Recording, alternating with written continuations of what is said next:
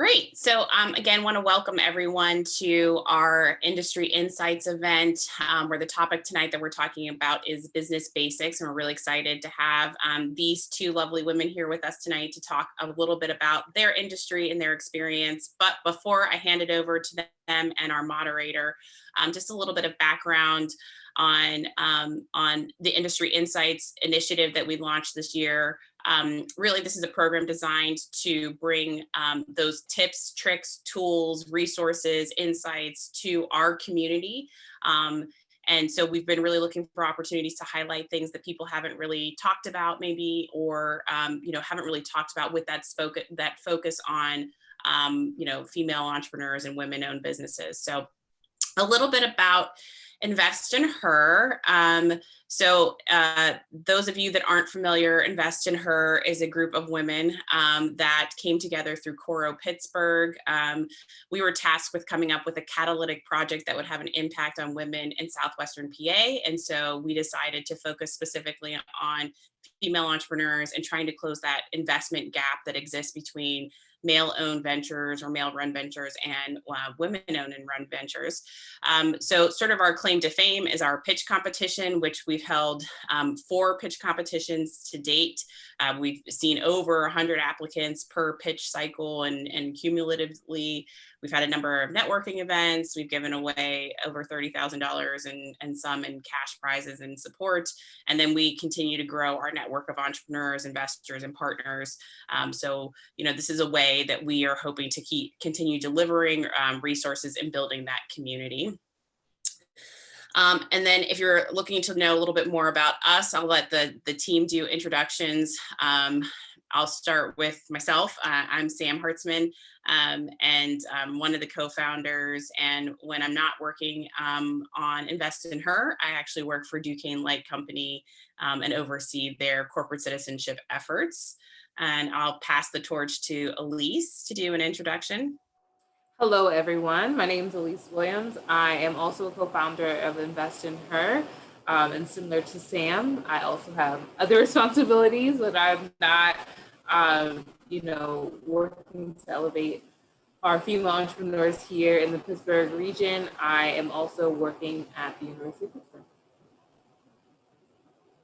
Great. And last but certainly not least, Aster. Hi, my name is Aster Taklai. I'm also a co-founder as well. I'm a business strategy officer with the Urban Redevelopment Authority of Pittsburgh, and I'm also our Avenues of Hope project manager, which is a new initiative through the URA. And I'm super excited for this panel. Great. So that's the Invest in Her team. Before we dive into our panelists tonight, just a quick shout out to our event sponsor. So Invest in Her is partnered with Food 21. And those of you who may not be familiar, Food 21 is doing amazing things regarding the regional food and agriculture economy. They're also looking at supporting small businesses, and a lot of whom are women-owned businesses in the food space. So we've been really excited to have Food 21 as our partner for this series. They've also supported our pitch competitions.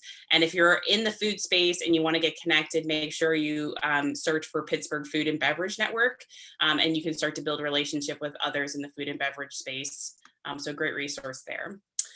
All right, so without further ado, I'm going to do a very, very quick intro of our panelists, because I know that they're going to give more in-depth introductions. But first we have Marlene Van Nelson, who is the founder and principal attorney for Trellis Legal. And I'm sure a lot of legal expertise and knowledge, and probably tell us what we should stay away from when starting a business, and all those things that we need to make sure we're signing on the dotted line. And then we have Calista Fair, who's a talent fairy godmother. Calista is she is a new addition to the panel. You might have seen that we were advertising another panelist. Unfortunately, she had a work obligation and wasn't able to join us. So we're really grateful that Calista was able to fill in on such short notice. So with that, like I said, I was going to keep it very brief. I'm going to pass it over to Elise, who's our moderator for the evening, who's going to get the conversation going. And a quick administrative note, Feel free to use the chat function or the Q&A function to ask questions of our panelists. We want to make sure that this is an engaging discussion and that they have an opportunity to answer those questions that might be more pertinent to you and your business. Thank you, Sam, for the introduction, and thank you for joining us again, Marlene and Calista. I'm very excited for this conversation that we will be having for the next hour. Just knowing your backgrounds, I'm sure this is going to be a wonderful conversation. So let's go ahead and get started. I know Sam did a brief introduction, but if you both could go into a little bit more depth on how you came to your business and how did you get started? So we'll go ahead and start with Marlene. All right, thanks so much. Excited to be here. And thanks for Invest in Her for hosting us. So yeah, I have a law practice. I guess I'll kind of start with what I do and then I'll say how I got there. So I have a law practice. It's located in Lawrenceville, but I serve clients all over Pennsylvania. I'm a Pennsylvania licensed attorney. And we do basically business transactional work. So I have a small team. It's me as the principal attorney, and then I have a paralegal and an admin. And I'll have also an intern joining me starting in August.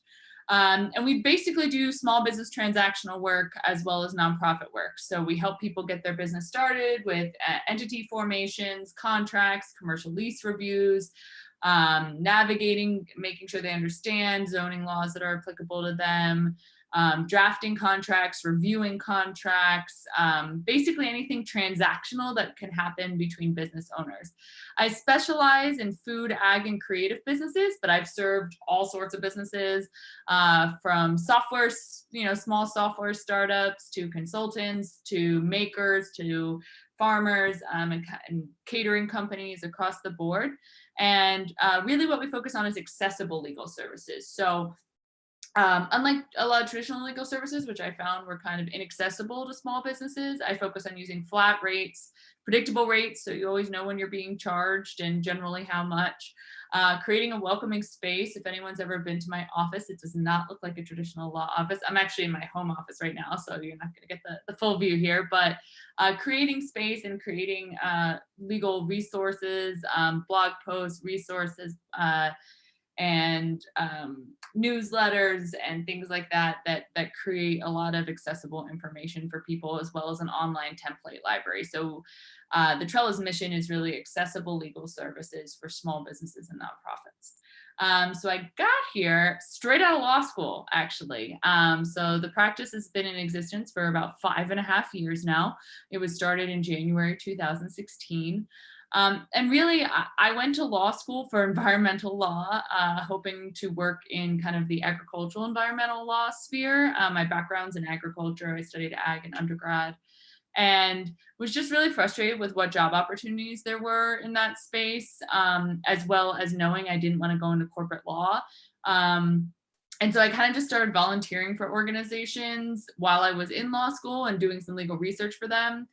And through those experiences and doing an environmental law internship and kind of realizing I hated litigation and was kind of became a little jaded about the environmental legal world, I was like, I just kind of realized that there's a huge gap. And every time I would do research for someone, but told them I couldn't give them legal advice because I was still a law student, I said, oh, well, you could just ask a lawyer about this. And they're like, there's not really lawyers who do this, or lawyers that we can afford, or lawyers that serve our needs. And I just kept hearing that. And so at the time I had a business partner and we were like, I think we could do this.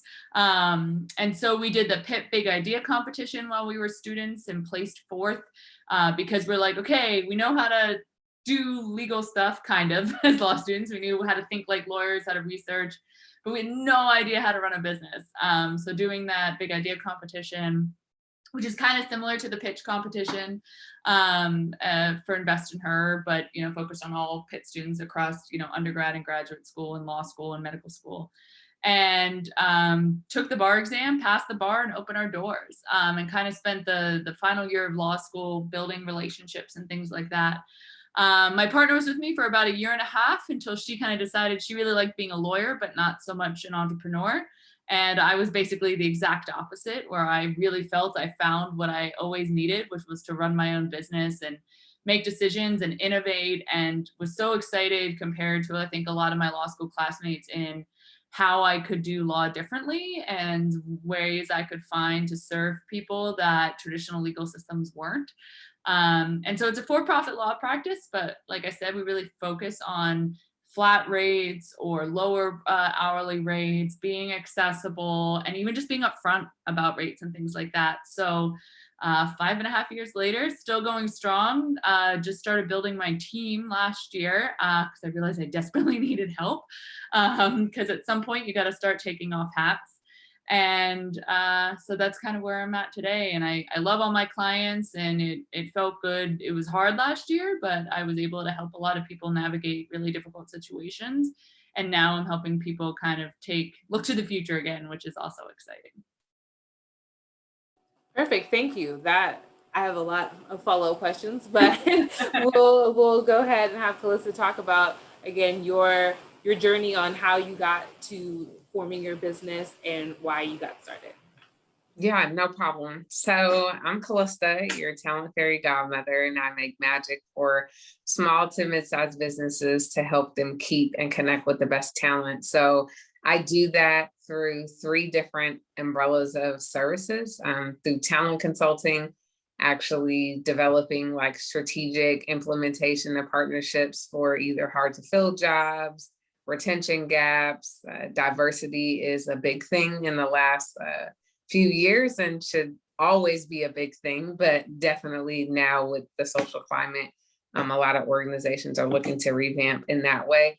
I also do training and development, so doing that on unconscious bias, doing that also on how do you determine a selection committee, how do you actually make sure that you're creating inclusive processes within your employee handbook.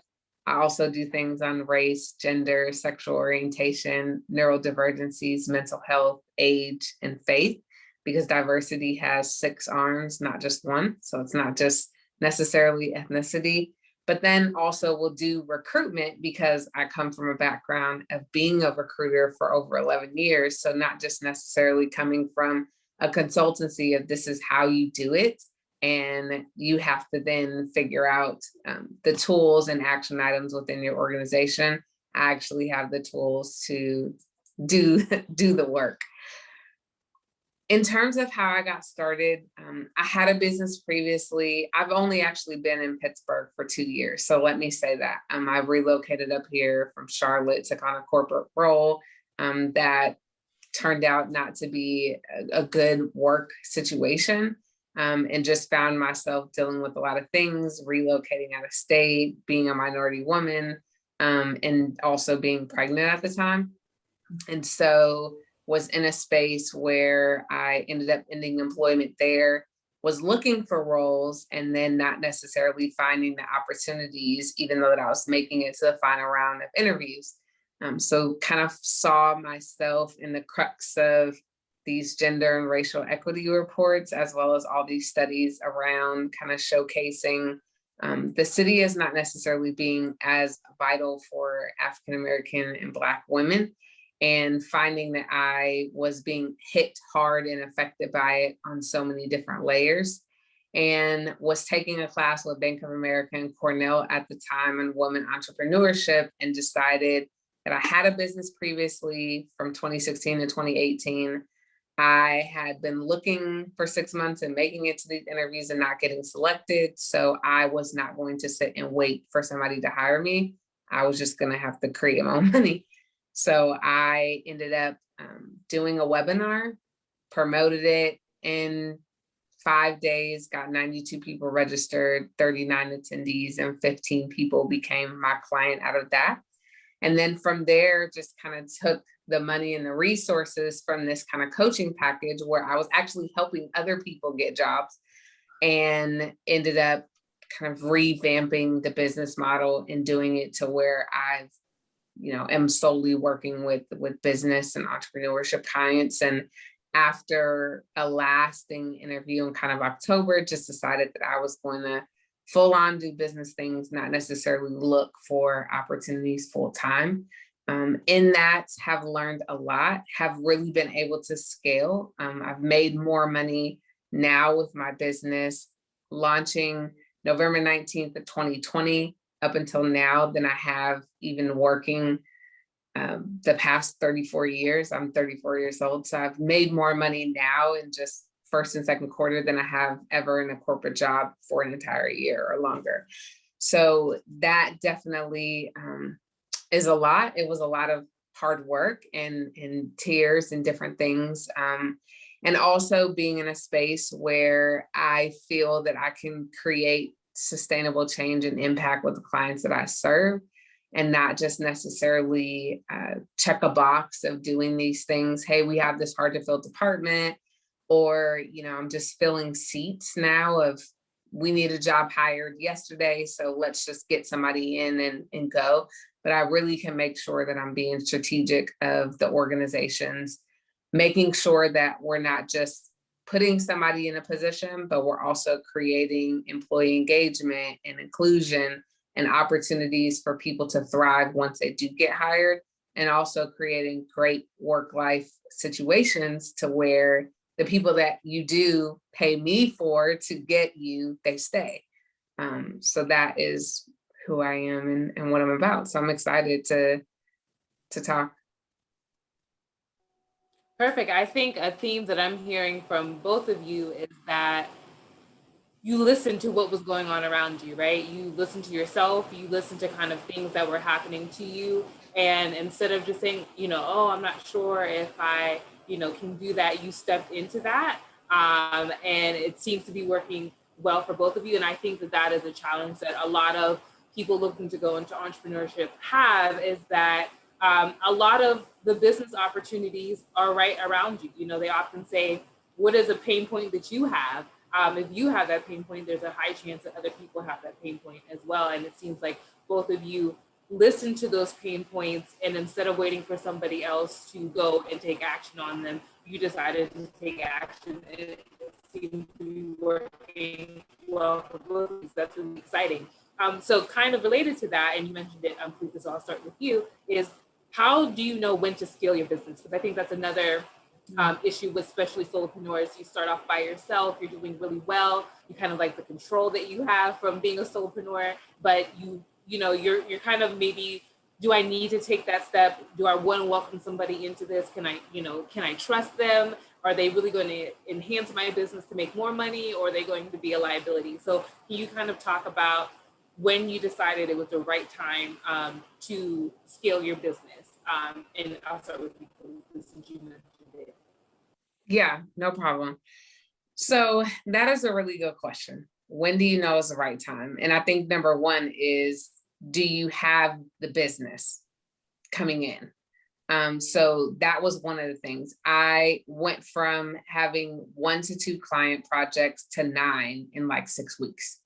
So, and we're talking about 9 different like business clients. So once things started happening to where 1 to 2 projects ended up becoming, or 1 to 2 clients that were businesses that all had different business needs, ended up being now 9 businesses that I'm doing things for, then that's when I knew, what do I have the capacity to do, and what do I need? And so I started kind of seeing the ability to do simple stuff, right? Where doing a live like this, or maybe having a meeting with somebody new, or being able to do a social media post became very hard, because now I'm having all of this work that I had to do. So around March, we're talking about from January to March, probably in like 2 months, I ended up hiring I ended up hiring a part-time consultant to help me on some work. And then by the time it got to May, I had already kind of outsourced with another company to kind of help me on some recruiting needs if I needed. I actually ended up working with a business coach again that I was working with, but doing more of like a mastermind, because I realized that I was able to get to a certain point in my business with myself and having a little bit of coaching here and there. But now that I was scaling at a very fast pace, that I needed somebody to look at my business from a different vantage point to help me continue with that growth. And then I got, a virtual assistant that was able to help me with other things as well. So probably between like 2 to 3 months was able to really see where it was, but it was based on what business was actually coming in. So I think that you really have to evaluate, where you're at in your business. Are you getting to the point now where sending an email to somebody or making leads or sales calls is challenging? Are you able to do your regular, posting and engagement and still be able to successfully meet the deliverables of all organizations that you work with and your clients? And if not, and you're kind of struggling with, then that's when I would definitely say you have to hire somebody. Perfect. Thank you. Marlene? Yeah, I totally, everything she just said. And also in a small world, I went to Cornell for undergrad and know the professor who put together that women in entrepreneurship class. So very small world. And I went back and talked to that class in person a lot for the undergrads. So yeah, 100% agree. And I definitely took more time to scale, and especially coming right out of law school, I had a lot of relationship building to do and slowly building my client base and convincing clients that I knew what I was doing, which is a lot of being an entrepreneur, I feel like. But I think it is a lot about, can you financially support it? And when are those things, like Calista said, just it's taking away from your ability to do client work. So I really was kind of, after my partner left, I was on my own for a while. And then I had a contractor work with me for a little while as another attorney. It was more, he was interested in potentially taking on some work or doing some work for the firm, but that wasn't as much support. So then when he decided to take a different job with the DEP, then I was kind of on my own again. And especially everything for me kind of happened during COVID, because as one can imagine, there was a lot of legal questions and needs that came up. And so I was very quickly starting to see that I just couldn't keep up with my email. I couldn't keep up with invoicing. I was spending so much time downloading and filing documents or printing out documents. And I'm like, I have a law degree. Like, I at some point need to have somebody else do this. So I hired an assistant last year. And that's been a huge help. So they can work remotely, and largely last year worked all remotely, and now are remotely combined with some in-person, just if I need physical filing done or printing or collating. And then also last year, the other person I forgot to mention on my team is a social media person. I didn't really have an Instagram for Trellis because I'm a law firm and I didn't think there's that many interesting things. I'm not like a cool food business that can post pictures of drool worthy food. But I started posting a lot of resources for COVID and breakdowns of information and legislation. And I very quickly realized there was no way I was going to keep up with that. So I hired a social media person. And then I was starting to really notice that I was having to turn work away. And that's never good. And so, or I was telling people I couldn't book till new clients for a month out, and you never want to be turning away work as an entrepreneur. So then I tried having associate for a little while, an associate attorney, and they ended up not quite working out, not being the right fit. And so then I was trying to find what I really needed and ended up hiring a paralegal just in May, which is perfect. So they helped me with a lot of kind of initial drafting work and really have increased my ability to take on more capacity. And so I think there's kind of two things. I think Calista hit so many important points.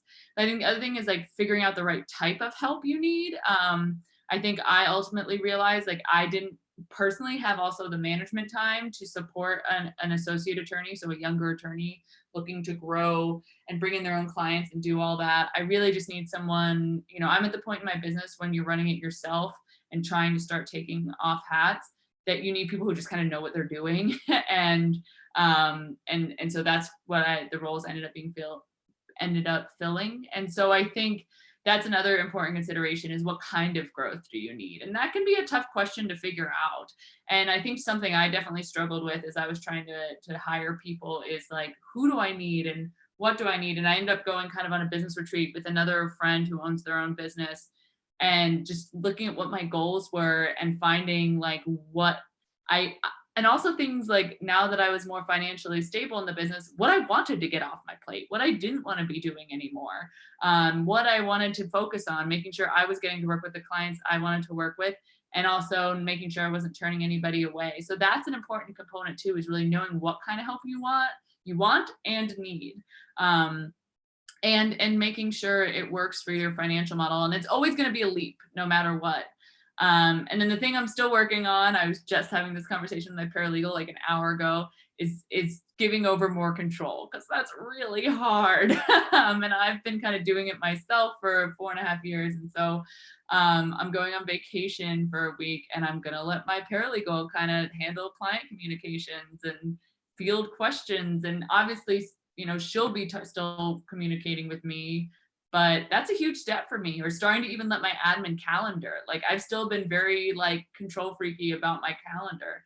But as Calista says, you have to start getting those things off your plate, because it's going to affect your ability to do client work. So it's definitely, I would say, the moral of the story is it's a journey, and it's about finding the right people, the right needs, and then slowly starting to let yourself give up control, which I think is, why we all kind of like being entrepreneurs, is we like to control our businesses and make all our own decisions and be able to do it how we want, which we can still do. And especially you can build a team around that. It's just sometimes hard.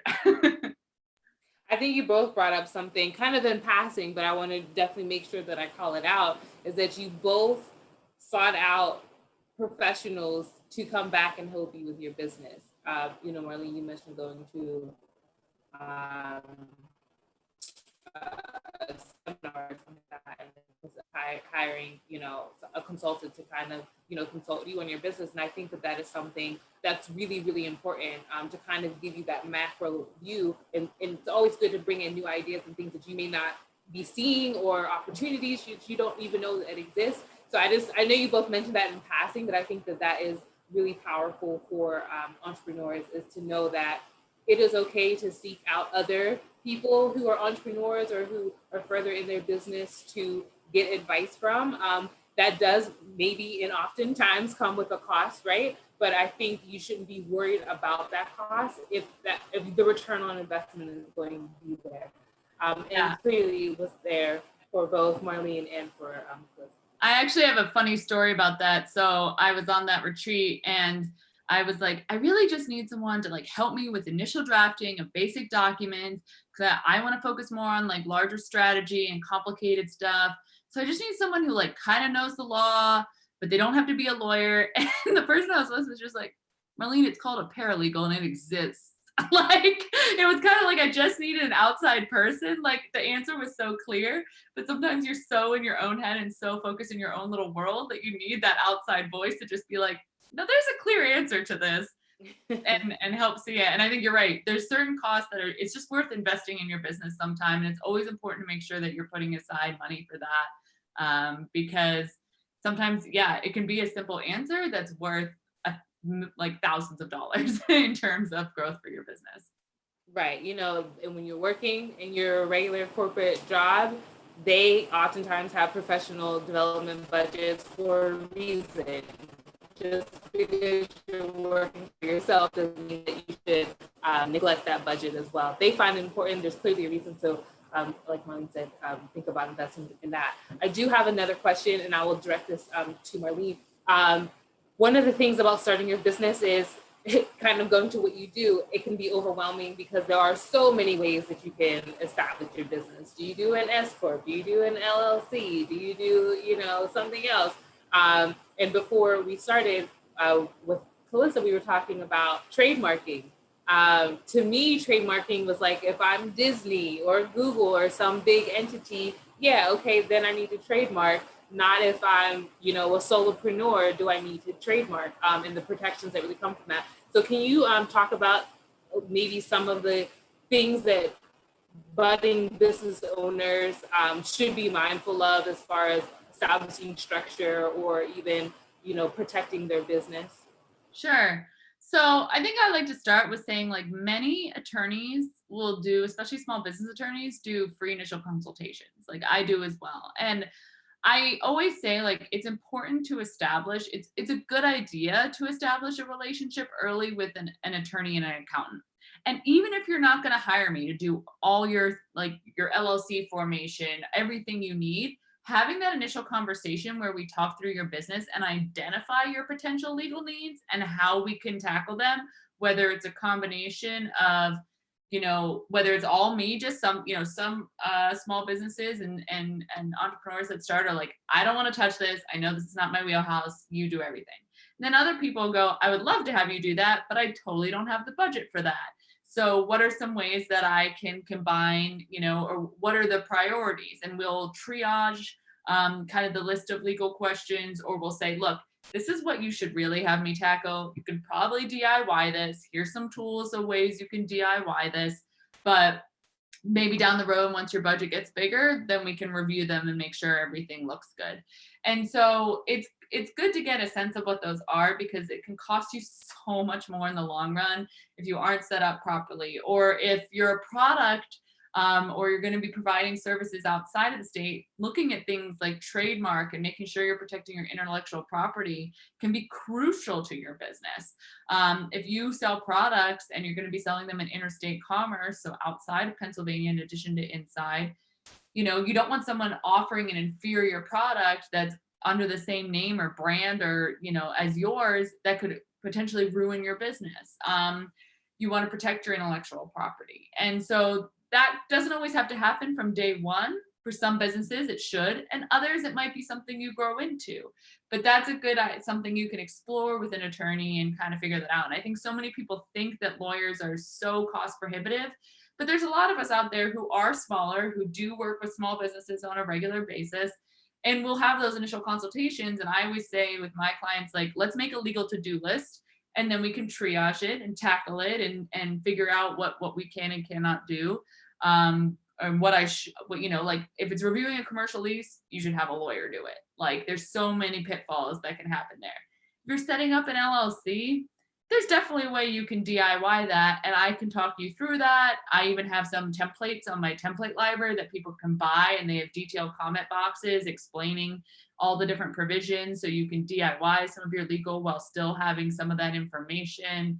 I think the biggest misnomer is thinking that you don't need to worry about it from day one, that all legal services are cost prohibitive, and that you can just deal with it down the road and it won't affect you. Because I think making sure that you choose the right entity, and there's some businesses that you can totally start without forming an entity right away. There's others where I'm going to want to set up an LLC or something like that right away because it's a higher liability business. There's businesses where contracts are crucial. There's others where we can put some terms on an invoice. And so just having that conversation and doing your research can be really helpful. And even talking to a lawyer about, do I need to worry about a trademark yet, versus, and they might say, yep, we should start this process. Or they might say, no, maybe not yet. I do, and I know I have a bias because I'm a lawyer myself. I don't recommend tools like LegalZoom and things like that. And the reason is because I've had clients spend hundreds of dollars with LegalZoom and then come and pay me hundreds of dollars to fix stuff or explain stuff or tell them they don't, need something that they bought through for them. So I totally am supportive of people trying to DIY and definitely understand there's a difference between like having a lawyer do everything and what that means in practice and in budget.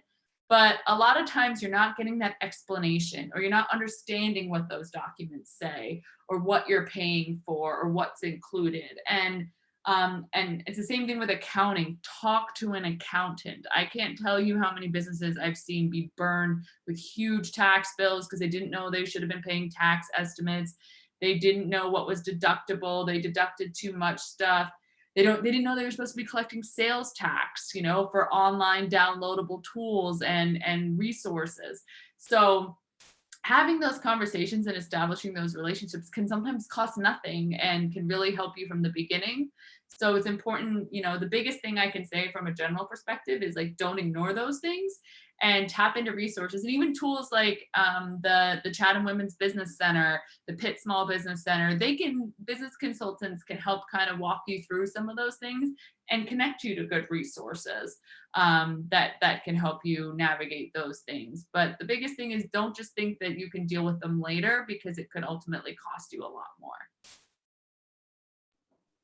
Thank you. I think that's definitely really insightful. And Calista, kind of on the other side, I wanted to ask you, oftentimes we see, with Amazon and Google and Facebook, all of these, we'll just say tech companies, for example, are having trouble with diversity, equity, and inclusion, right? And they started off as a small company. So since that is a space that you work in, can you kind of talk about the importance of, even if you are small, maybe even a solopreneur, of incorporating that into your business and making sure that that's there early on? So maybe it can become, a part of the culture from the beginning instead of trying to retroactively incorporate it into your structure.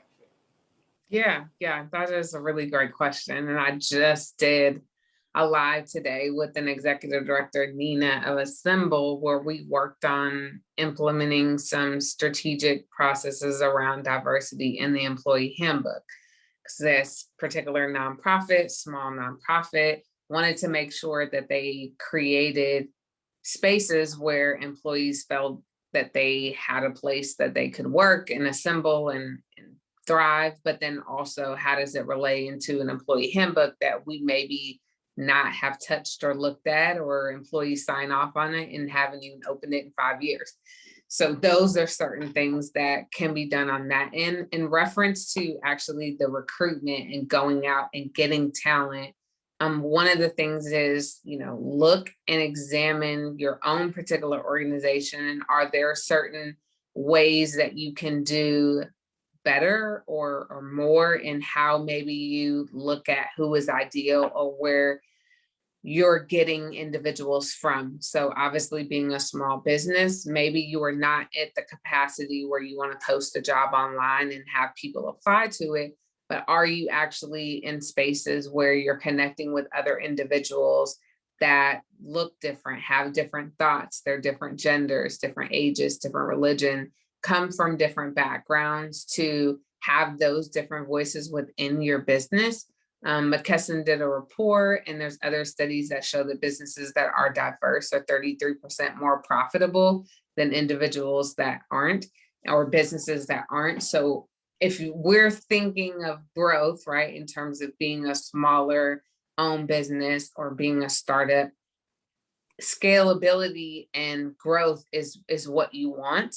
And so if we understand that there's different ways that we need to look at, possibly, maybe not, I try to make it a point to go to different networking events, still engage with people, now doing more, lives and doing different things on LinkedIn to put myself out there, and also joining different certifications, right?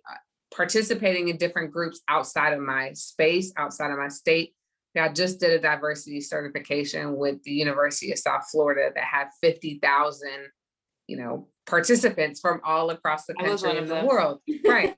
So even with that, it's like, I'm in Pittsburgh, but I'm doing something that's a part of South Florida, but then also it has this large network. So now I have the opportunity to meet other people that don't look like myself, who potentially could work with my business, but then also it diversifies your client base, and who also potentially could be, your ideal client.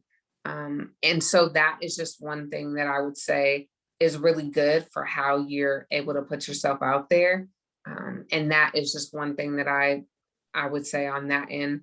One of the things just related to how you're able to do those things is, do you have partnerships with colleges and universities, professional groups, sororities and fraternities? What are different ways that you kind of can engage those places to find people that you need? But then also, what are certain ways that you also can make sure that you're bringing other people to the table in terms of outreach? I hear all the time that executive directors or CEOs or even big name companies are like, we don't have any diversity. We don't know where to find them. And it's not like we're hiding or hidden in a box under a closet somewhere.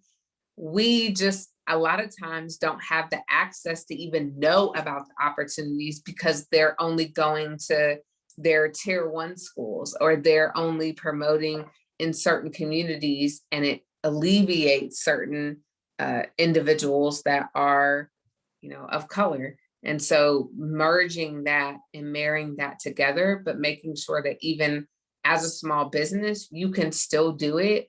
You can also still incorporate that in the way that you work, in the way that you think about your partners. I've even been really intentional about, where do I get my notebooks from? Where do I order a planner? Where do you get your paper? Or, as Marlene said, a lawyer. Like, there's certain things that you can even do. Maybe if it's not necessarily you're at a point of hiring somebody, but even supplies that you need, website, social media help, how do those individuals reflect what you want to see? Thank you. Yes, I did that training as well, so I know what you're talking about. And I just want to remind everybody, I know I'm asking a lot of questions, but if you have questions, please feel free to drop them in the chat, as well as you can also use the Q&A function. This is not my show by any means, so please feel free to ask questions. Kind of along these lines, a lot of times, you do something and you have life lessons, right? And I'm really big on trying to share those life lessons with other people so that they don't go through the same struggles that I went through. So if you wouldn't mind, I'll go back to Marlene. Can you give us one or two things from being in business for the last several years that you have learned that you really would like to share with a new and budding entrepreneur, for them not to have to make those same learning lessons? There's so many things I've learned and still will continue to learn, right? That's, I think, part of the joy of being an entrepreneur, is that you're always going to learn and you're always going to make mistakes. I guess one of the big ones is being confident in pricing. And I think this can also be, as a woman, can be challenging, because I want to help people and I want to be, making sure that I'm not scaring away clients. But you also have to be confident in what you're worth. And there's so many times where I've backed down or given a discount or like bid a really low price because I was worried I wouldn't get the client. And then I ended up taking a bath on that because I ended up spending a lot more time than I quoted. And so it's really important to feel confident in your pricing. And very rarely have I had, the situation where I've now started to be more confident and people say, sounds good. And so I think that's a big one. And it's something I've definitely struggled with. I think the other one is not trying to do too many things at once. It can be tempting as an entrepreneur, and I think it's naturally kind of ingrained in us to always want to be doing the new thing, and finding another way or being excited about something. And I also see this with my clients all the time, where I'm like, okay, but we have to focus on one thing. And that was one of the biggest takeaways when I was doing the big idea competition, is I had a million ideas and they were like, okay, but like, what's your niche?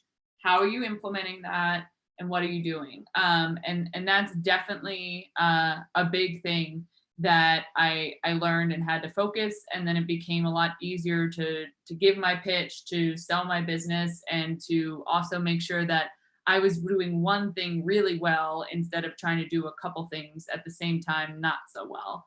And I think the other one was, I learned that I don't want a business partner. I want to be the owner and I want to have people work for me. And that was also hard to realize. I thought I wanted to have co-owners and another part and a lead, a partner in the business and all that stuff. And ultimately I found that, after my initial partner left, I was like, and working on my own, I was like, I want to be the boss. And this is what I like. I like that I can make these decisions. And sometimes it was hard not to feel selfish in that. But then I knew as I built my team that I needed to build a really strong team, but I wanted to still be at the head of it. And it's important to do, being a business owner, and especially once you start building a team, you self-awareness becomes a real quick. And so it was really good to learn that about myself and learn what I like to be as a boss, and learned how I needed to, starting to delegate and learning how to download things from my brain to my team, but also making sure I felt confident as a boss. And I think the final thing is like sometimes, as much as I want to help people, as much as I want to give jobs to the people to help them grow, you also have to protect yourself, your own time, and your bottom line. And that can be hard as a business owner who cares a lot about wanting to help people and build up on a team and support people. But sometimes you have to also focus on what's important to your business and what you need at the time. And like I said, one of the things I learned was that I didn't have the capacity to kind of build and invest in a young attorney and build them up. I just didn't have the management time. So I said, okay, for right now, I just need an experienced paralegal. And maybe in the future, as the other team helps me get things off my plate, I can help foster a young attorney. And so there's always things you're going to keep learning. And I think the biggest thing is like, keep listening to those indicators, listen to your customers, listen to what the market is telling you, and listen to what you need and what your business needs, and make sure you're constantly referring back to those. Don't take anything for granted, and don't get stagnant, because that's how businesses fail. Perfect, thank you. And then for you, Calista, what would you say are one or two things that you learned so far in your journey that you would like to share with other budding entrepreneurs? Yeah, no problem. So one of the things is, and Marlene, you hit the nail on the head. I was like throwing up emojis in the chat, like, yes, know your value. Yes. Hard. That is key, like really being able to know your pricing. And to answer one of the questions that came in the chat, I typed the answer for the other one. I started out selling a package for $100 and literally sold a coaching package for $100 because I knew it was during COVID. People were trying to figure out how they could get jobs. And so I sold a package where I would do your resume, you get interview coaching, you get career coaching. I put you in contact with 2 to 3 people within your field. I would do a job search for you, and also be able to help you while you're actually interviewing for that. And I helped about 50 people, either land jobs or opportunities or so on. But I sold the package for $100 and then upped it to $300. But that was actually how I initially made money within the business. I didn't qualify for any COVID, grants or loans, because I had just got a license in May of 2020. So there wasn't anything there. And I really just hard on the ground, bootstrapped. I was able to put myself out there more, do networking. I hosted some different virtual lives and seminars with people to be able to have opportunities for my target audience clients to see, and then was able to get a major opportunity with a marketing agency here. That is how they kind of became my first kind of bigger client under this capacity. But for the most part, it wasn't any outside funding or so on. It was just selling something to be able to pay for what I wanted. So I used that money to pay for my photos and my website and my iPad. I didn't pay myself for a while. Once again, I'm going to repeat myself. From May of getting licensed until, now, just in December of 2020 was when I started paying myself. So I spent all of that time, about 6 or 7 months, and didn't take any money from client money. I was just using it to funnel back into the business. But also I would say, and kind of being in corporate and knowing what that particular work environment is like I'm married, I have a son that just turned 2 on Father's Day. So being in that space as well, that was my kind of thriving factor of being in an environment before where I gave birth, and because I was a new employee and coming on to work, and I also had a son that was in NICU when he was born, I was only home with my son for 3 weeks from the hospital before I had to go back to work.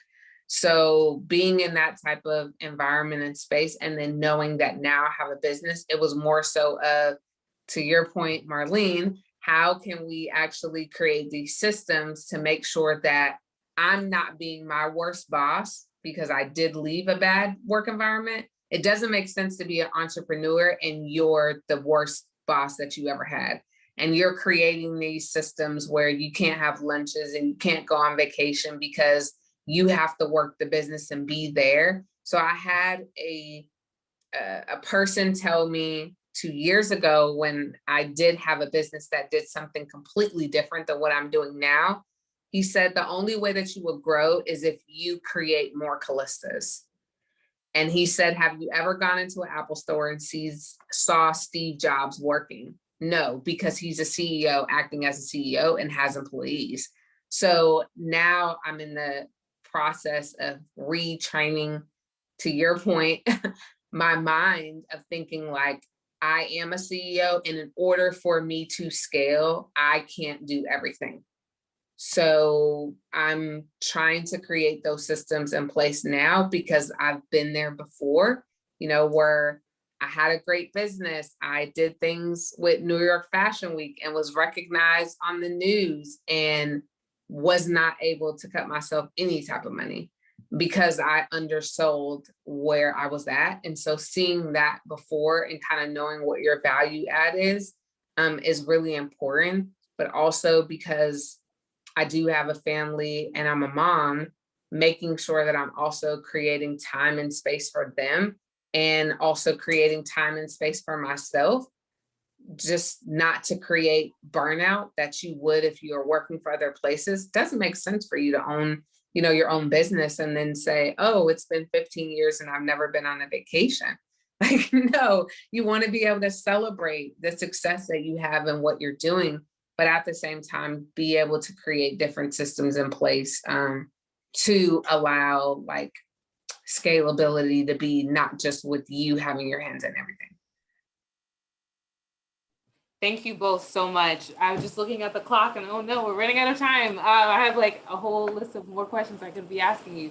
But I want to end with this one because I know that this is often a challenge for many of the entrepreneurs that we have. But in addition, unfortunately, a lot of women.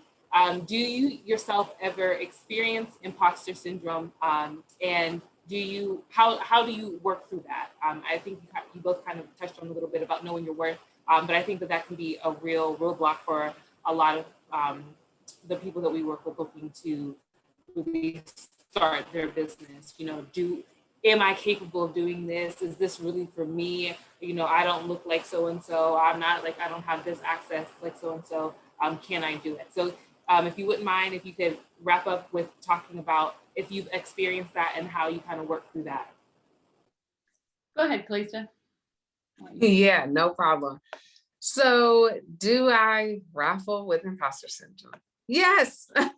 The whole time I was doing my business, and just even to go back, and I'm really being candid, but I just want to put this out there for those. I had from 2016 until 2019, 4 job losses. 4. Either positions laid off, bad work experience, contracts, whatever. So now to be in a space of, growth and everything like that is great. But having so many experiences of either job losses, on top of that, having a family, and not only that, I had job losses and suffered a miscarriage at the same time, and thought I literally was like no good at all to anybody. And I'm saying that because that was literally the stuff that I felt. I felt I was a bad wife. I felt I couldn't make it. I felt like, who am I as a person? I don't have any confidence. There were so many things that I thought about me. In 2020, my word that I made was confidence, because I felt like I lost it. And also, relocating out of state up here to a position that also then turned out to be not a great experience as well. Then it was like, here I am again. So I think in a lot of ways of like rebuilding and retraining yourself, and just even doing that particular package, even though it was $100, right? It could have been a lot more, but seeing that there was results that were happening, even when I felt like I was nothing, to me showed that you're valuable, that you do have something that you can add, that you are worth something, I literally spent a day and just read over my resume again, because sometimes I think that we need to make sure that we look back over our accomplishments and celebrate our wins. And just naturally in society, we're kind of told to like, shh, okay, you did that. That was great. Celebrate with your friends, but like, don't tell anybody about it because you don't want to boast. But in a lot of ways, yeah, you need to be able to celebrate yourself and also celebrate it with other people to see what you're doing. Because if I see, oh my goodness, Marlene did that for that person, and I'm a small business owner, then now I want to work with her. That kind of actually draws people in. So, I mean, I really grappled with imposter syndrome on so many levels, but really being able to count the accomplishments that I did have and the stuff that I did do and the stuff that I knew that I was able to achieve and accomplish for very large organizations and do it and lead and thrive, let me know that I do have something to add.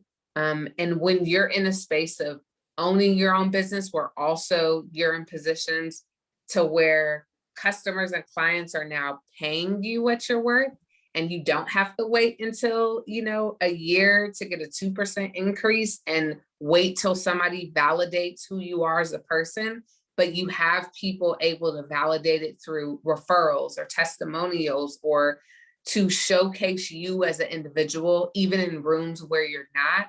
I think that that adds a different layer of empowerment that I don't believe that I got in working in other spaces.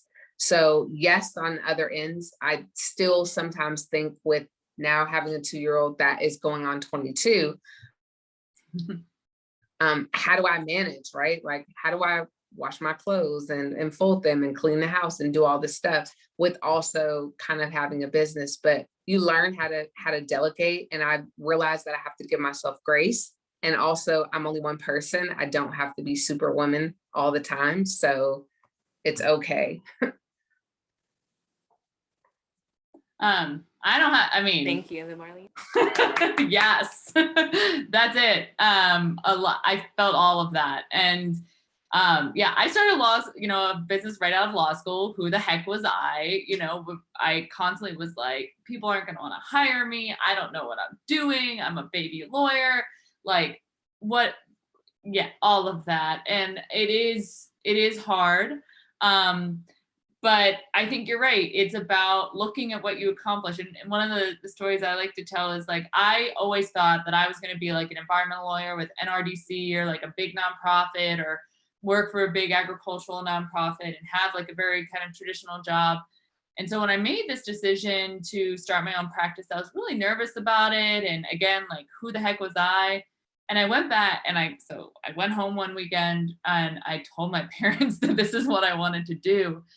And I was so nervous and they were like, oh, that makes sense for you. And like everybody I told was like, yeah, we always saw you running your own thing. That's who you are. You're a boss like that. And I was like, how did I miss this? And so sometimes you do need that outside validation, but then sometimes you also need to keep reminding yourself that internally that's who you are. And it's okay to be confident in that. And another thing, my mom does a lot of work in diversity and inclusion. And so she reads a lot of studies about this, and she's a statistician herself. And one of the things she told me when I was in college, because I've always not been a great test taker, and I always doubt myself during tests. And she says, well, there's a lot of studies that women and people of color tend to do worse on tests because you're spending part of your brain capacity worrying about if you're smart enough, that you're actually not putting all of your brain capacity towards answering the questions. And that just like pissed me off. I was like, wait, you mean I'm working against myself when I'm already like having to remember all the information on this test? And I kind of feel like that's what imposter syndrome is. If we let that get in ourselves, I just remind myself of that data point. And I'm like, no, I'm not going to let them win. I'm not going to let imposter syndrome win. If I'm worrying about this, I'm not putting all my brain towards doing the best for my clients, or, putting forth the best work, or being the best boss I can be, or building the business to what I want to be. And, like Calista said, there's no way that it doesn't creep up sometimes, but it's important because you're only working against yourself, and having those referrals, and it's important, like you said, to look back at your successes and see, like, I'm almost 100% referral based, and I have people who tell me they're so happy about what I do, and sometimes you got to sit back and remember to listen to those or look back at your accomplishments, because there's always going to be time you doubt yourself, but don't let that's taking up space that you could be using to fight the patriarchy or build a badass business or be the best boss or mom or whatever you want to be. And so it's definitely a struggle. And I don't like the idea that we say, well, just combat it. It's always going to be there, but there's definitely tools, and relying on other, especially women business owners. I think a lot of the patriarchy has also taught us to compete within each other, and that's bullshit. And we should be helping build each other up. And I think now that there's a lot more talk about imposter syndrome and talk about these challenges we face, relying on each other to support each other, especially if you're a solopreneur, it can be lonely and it can be hard. And so relying on those networks and saying that it's okay to acknowledge that so that you can push past it and not let it hold you back or not use some of that brain capacity, I think is really important, and a way we can all move forward and help each other move forward. Well, I thank just you. want to say one thing, one quick thing, just to piggyback on what Marlene said. Make sure that you have people that pour into you, that are in your circle, to make sure that they are bouncing you back when you need to. Like, you need those soundboards to be able to funnel when you're like, can I do this? Should I apply to this? I'm not sure if I should talk to this client. How do I do it? Like, you need those people to say, you can do it, you can make it.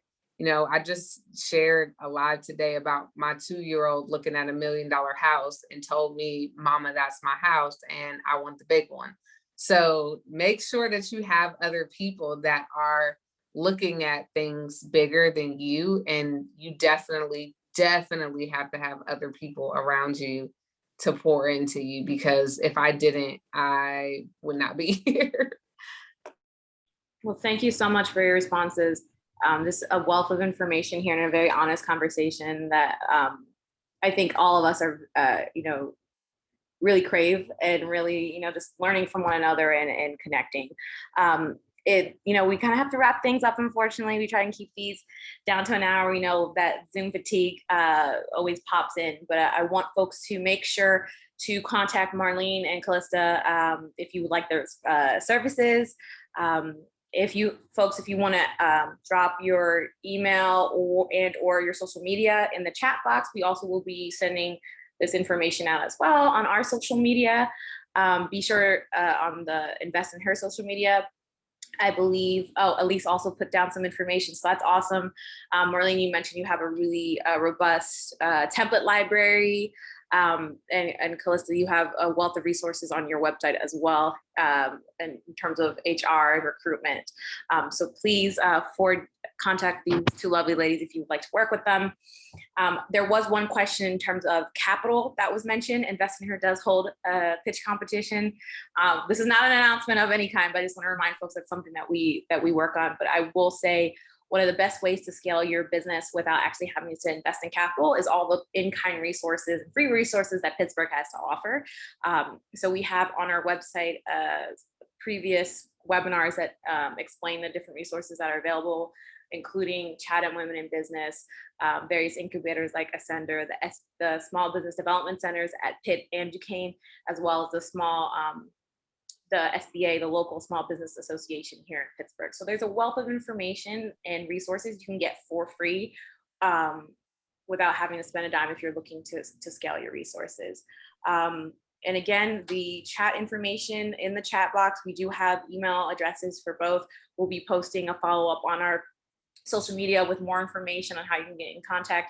I will say both of these panelists have really great social media presence, as you can see with their lovely photos. And we're really excited to have had you guys here. Just a reminder, Business Street, this is part of the Business Industry Insight series. And we'll be having a number of other webinars on various topics. If you want to stay abreast of all the different things that are happening, please sign up for our newsletter, follow us on social media. We have Facebook, Instagram, Twitter, and LinkedIn. So whatever floats your boat, all of them are just one. Again, thank you so much for attending, and we look forward to speaking with you guys soon. Thank you for hosting. Thank you so much. Bye, everyone. Thank you.